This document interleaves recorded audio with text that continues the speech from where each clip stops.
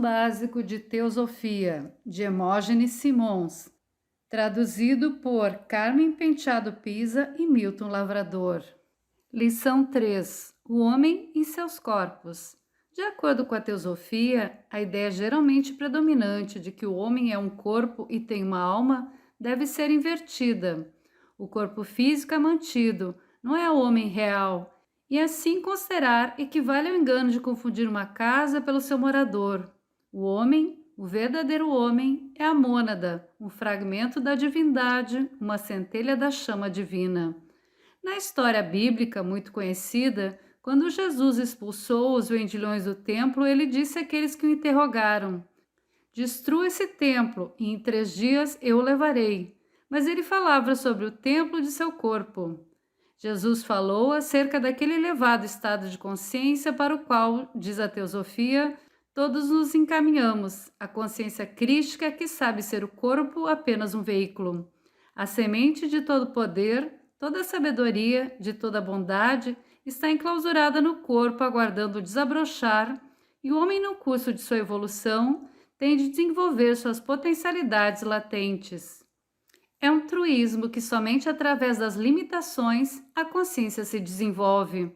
O velho ditado, "nunca sentimos falta d'água enquanto o poço não seca", é um despretensioso enunciado deste conhecido aforismo.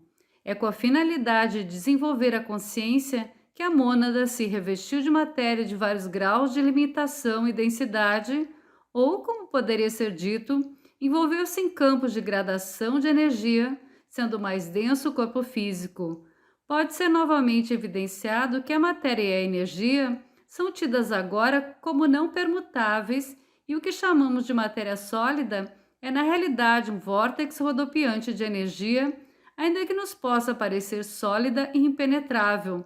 Mesmo a rigidez de uma pedra sabe-se ser devido à intensidade com que seus átomos constituintes aderem-se uns aos outros. Nesses campos de força nos quais a mônada voluntariamente se aprisionou com o propósito de desenvolver todos os seus potenciais latentes e expandir sua consciência, a amplitude maior interpenetrando a menor em cada cobertura, mas não interferindo entre si devido às diferentes gradações de vibração. Estamos familiarizados com o fato de que a atmosfera está repleta de miríades de ondas de som e cor, e de que podemos captar uma e excluir as demais pela sintonização na frequência apropriada nos aparelhos projetados para tais finalidades. Na filosofia teosófica, nosso sistema solar compreende 7 planos concêntricos ou campos, abrangendo estes estados interpenetrantes de matéria ou gradações de energia. 5 deles estão diretamente relacionados com a evolução do homem. Nessa lição, dar-se-á maior ênfase a 3, o físico, o emocional ou astral e o que é denominado mental inferior. Os corpos perecíveis do homem são compostos desses 3 estados de matéria. O termo corpus é usado por conveniência, mas não deve supô-los fixos e estáticos. Sabemos que ainda que os nossos corpos físicos pareçam ser os mesmos todos os dias, constantemente estão mudando, ainda que naturalmente com muito mais lentidão que os outros, devido às gradações mais lentas envolvidas. Podemos supor os corpos mais sutis como fluentes linhas de força que geralmente seguem determinado padrão, modificado em cada caso pelos pensamentos e emoções características do indivíduo, por suas atitudes em relação à vida e ao mundo e pela maneira com que reagem às coisas que lhes acontecem. São, em realidade, localizados campos de força ou concentrações em focos individuais das energias dos campos mais extensos nos quais operam. Na morte, o homem se descarta desses corpos perecíveis um a um, como faria com suas roupas usadas para tomar novos quando estiver novamente pronto para penetrar no mundo da experiência objetiva. Para fins de estudo, dizemos serem estes corpos separados, denominando-os de físico, astral e mental inferior, mas deve ser lembrado que realmente não o são e não podem ser separados. São interdependentes e funcionam como um todo. Sabemos que nunca sentimos emoção sem pensamento, nem pensamento sem sentir alguma emoção. É bastante conhecido na ciência médica que pensamentos e emoções afetam o nosso mecanismo físico e vice-versa. Enquanto interpenetrando o físico, disse que o corpo astral ultrapassa um tanto, da mesma forma que o corpo mental inferior interpenetra ambos e se estende além do astral. Naturalmente que esses corpos sutis estão além do alcance da visão normal, não sendo considerados de forma alguma menos reais. Aqueles que possuem a faculdade de visão clarividente o têm descrito, e como essas descrições são basicamente idênticas, podemos presumir o que os clarividentes veem certamente existe.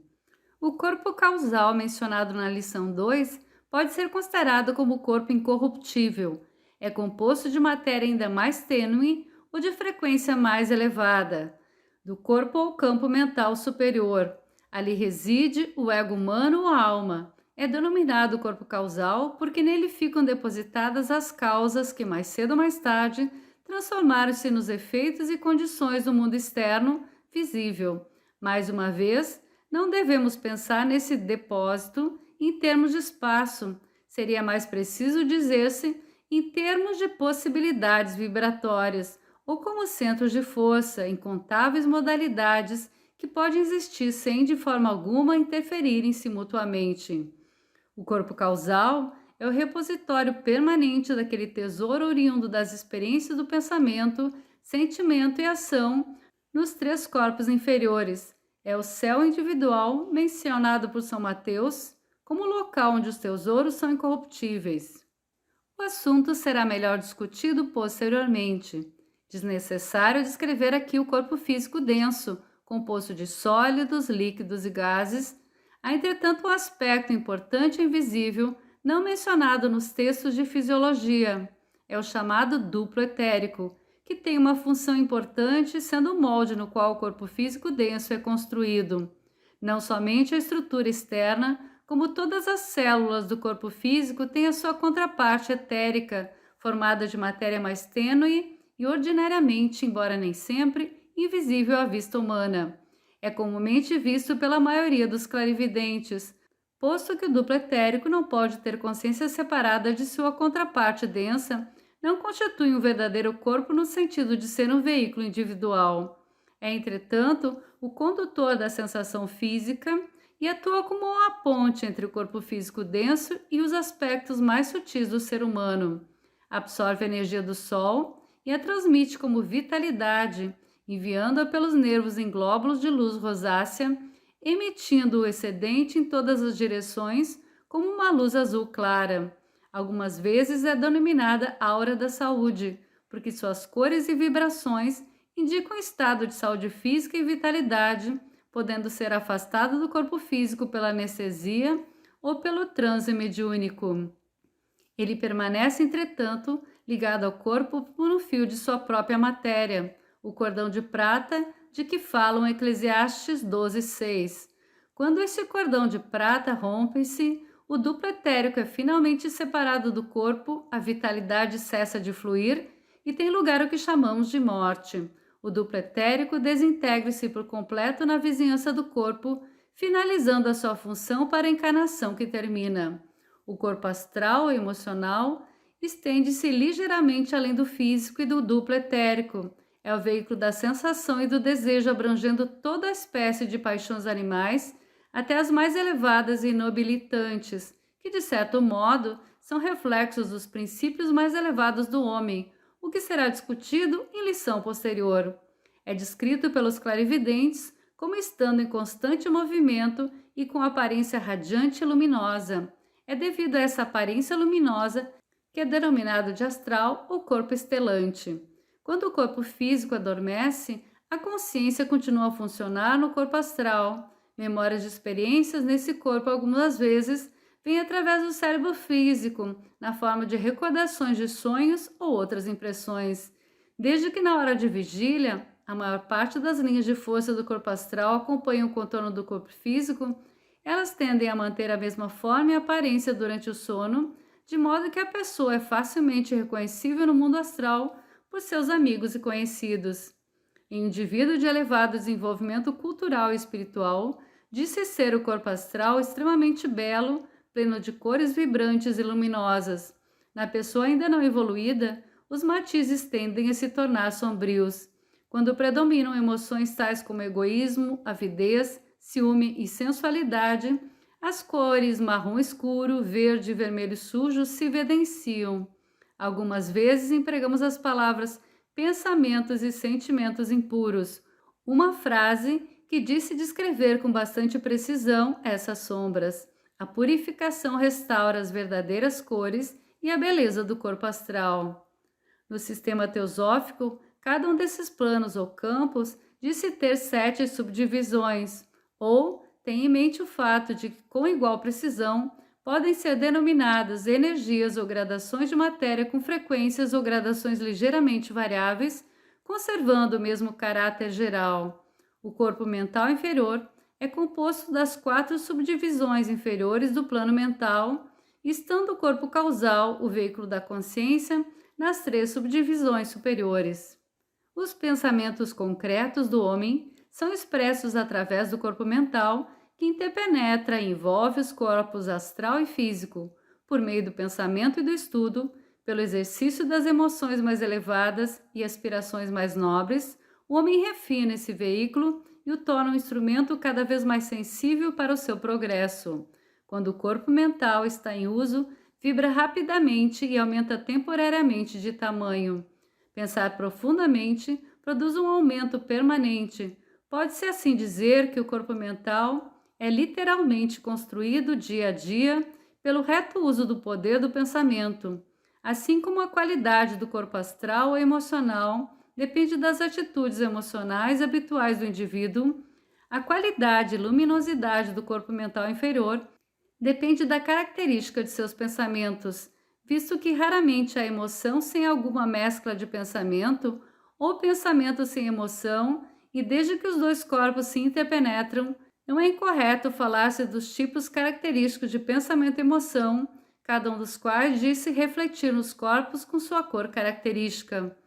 O orgulho é observado pelos clarividentes em cor alaranjada, o medo em cinza lívido, a irritabilidade em escarlate, enquanto que os pensamentos afetuosos ou a afeição desinteressada têm colorido rosa pálido, o esforço intelectual um amarelo puro, a devoção um azul claro, a simpatia um verde brilhante e a espiritualidade elevada um lilás azulado ou alfazema. O corpo causal, no qual a alma vive, imorredora e eterna, envolve os outros corpos estendendo-se a algumas distância além deles. Somente os pensamentos bons, verdadeiros e belos penetram nesse corpo, porque ele é formado de vibrações de uma natureza tão peculiarmente refinada que não pode responder ao que é grosseiro, bruto ou mau. Nos estágios primitivos de uma alma jovem, o homem primitivo disse que o corpo causal é descolorido, semelhante a uma bolha ou uma película delicada. À medida que o indivíduo evolui, entretanto, e o resíduo do que há de bom em seus pensamentos, sentimentos e ações gradualmente nele se registram, suas cores se firmam, aumentam em tamanho.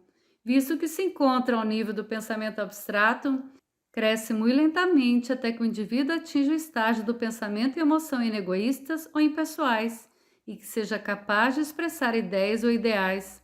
Essas amplitudes de vibração demonstram-se então em belas cores, transformando-se o corpo causal em um resplandecente foco de luz repleto de irradiantes raios de amor e amparo. O corpo causal persiste vida após vida, enquanto os corpos mental, astral e físico são renovados em cada encarnação. Quando as lições e experiências de uma encarnação prévia tenham sido absorvidas e transmutadas em acréscimo de força e acréscimo de capacidades e poderes, o desejo e a necessidade de mais experiências impulsionam o ego para a nova encarnação.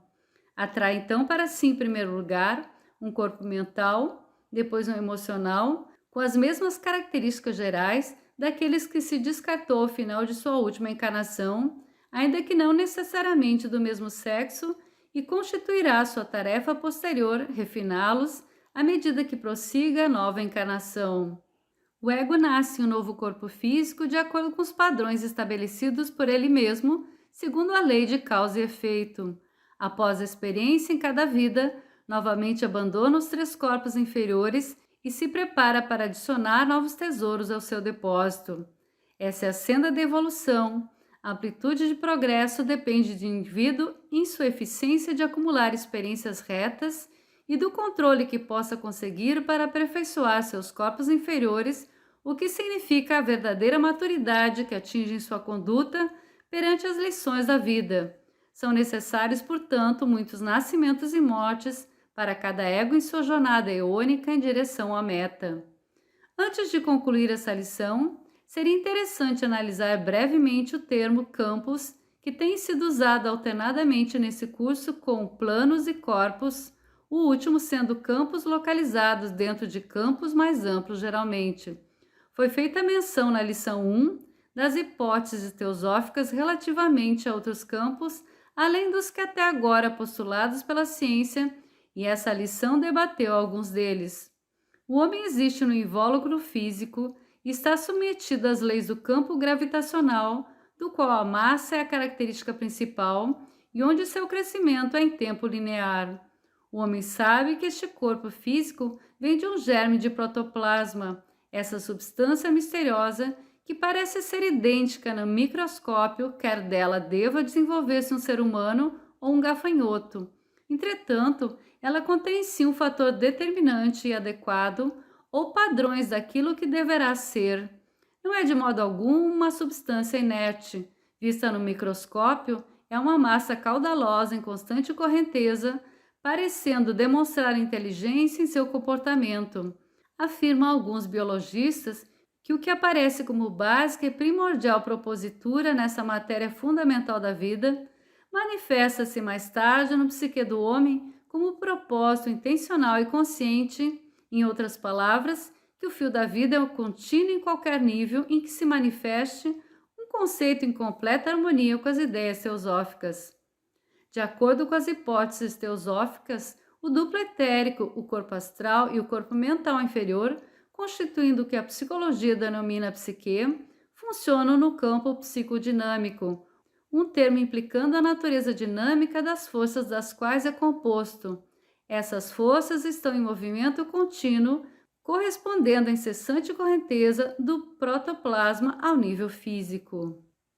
A radiação constante e o movimento constante são as características do campo psicodinâmico, como a massa é a característica do campo gravitacional. Aqui a mônada atrai para o foco ou centraliza as forças necessárias à experiência no reino da mente, emoção. É o domínio do poder pessoal, da consciência e do que na psicologia de Jung é chamado inconsciente coletivo, de modo que as influências deste vasto oceano de forças psíquicas estão constantemente atuando na personalidade.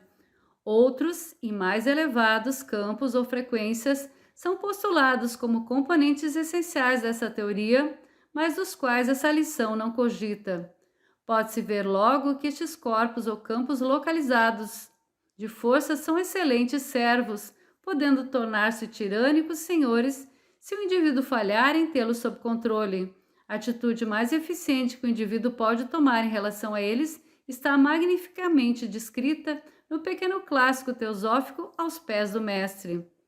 O corpo é teu animal, o cavalo em que montas. Por conseguinte, deves tratá-lo bem e cuidar bem dele. Não deves sobrecarregá-lo, deves alimentá-lo de maneira apropriada e somente com alimentos e bebidas puros e mantê-los sempre estritamente limpos, mesmo das mínimas partículas de sujeira. Pois sem o corpo perfeitamente limpo e sadio, não podes fazer o trabalho árduo da preparação, não podes suportar sua incessante tensão. Mas deve ser tu quem controla esse corpo e não ele que te controla. O corpo astral tem seus desejos, dúzias deles. Quer que fique zangado, que digas palavras ásperas, que seja ávido de dinheiro, que invejes as posses alheias, que cedas ao desânimo. Todas essas coisas ele quer e muito mais. Não porque te queira mal, mas porque aprecia as vibrações violentas e gosta de mudá-las constantemente. Mas tu não queres nenhuma dessas coisas e, portanto, deves distinguir entre o que queres e o que o teu corpo quer. Teu corpo mental deseja pensar orgulhosamente de si mesmo, pensar muito em si e pouco nos outros. Mesmo quando o tiveres afastado das coisas mundanas, ele tentará ainda especular acerca de ti próprio e fazer-te pensar em teu próprio progresso, em vez do trabalho do mestre e do auxílio aos outros. Quando meditares, fará que penses nas muitas coisas diferentes que ele deseja, em vez da coisa que tu desejas. Não és essa mente, mas ela te pertence para que a utilizes. Assim, mais uma vez, a discriminação é necessária. Deves estar constantemente atento ou falharás. O diagrama 3 pode ser útil ao estudo dessa lição. Demonstra de forma simbólica os diferentes planos ou campos de força, incluindo os mais densos nos quais o homem aparece. Lembremos-nos de que estes campos de força são interpenetrantes estados de matéria e, portanto, esse diagrama não deve ser tomado literalmente. Os diferentes planos estão indicados separadamente, com o mais denso na base para simplificar seu estudo, mas todos são intimamente relacionados e interligados. A palavra atômico é usada para designar o subplano mais elevado de cada plano e refere-se na literatura oculta à matéria básica de cada plano. Não deve ser confundido com o significado da palavra átomo, como é usado em física. Referências para a leitura suplementar. O Homem, Sua Origem e Evolução, capítulo 1 e 2, de Sri Ram. O Espaço, o Tempo e o Eu, seção 4, de E. Norman Pearson. Notas de aula à Escola de Sabedoria, volume 1, de Geoffrey Hodgson. O Homem e Seus Corpos, de Annie Besant. A Teosofia Simplificada, capítulo 3, de Irving Kopero. Compêndio de Teosofia, capítulo 4, de Leadbeater. A Teosofia Explicada, capítulo 3, de Pavre. Perguntas para discussão ou trabalho escrito. 1. Qual a relação entre seu corpo e você? 2. Qual a finalidade de possuirmos formas materiais? 3. Denomine os 3 corpos perecíveis do homem e enuncie a função de cada um. 4. Descreva sumariamente os corpos emocional e mental do homem. 5. O que é o duplo etérico? Qual é sua função? É verdadeiramente um corpo? 6. Qual é o nome dado em teosofia ao corpo permanente do homem? Por que é assim definido? 7. Explique a importância da cor no pensamento e na sensação e indique o significado de algumas das cores. 8. Que espécie de material é elaborado no corpo causal? 9. Explique por que os corpos parecem tentar a alma ou ego a dar guarida a pensamentos, desejos e ações indesejáveis. 10. Qual deve ser a atitude de uma pessoa em relação aos seus corpos?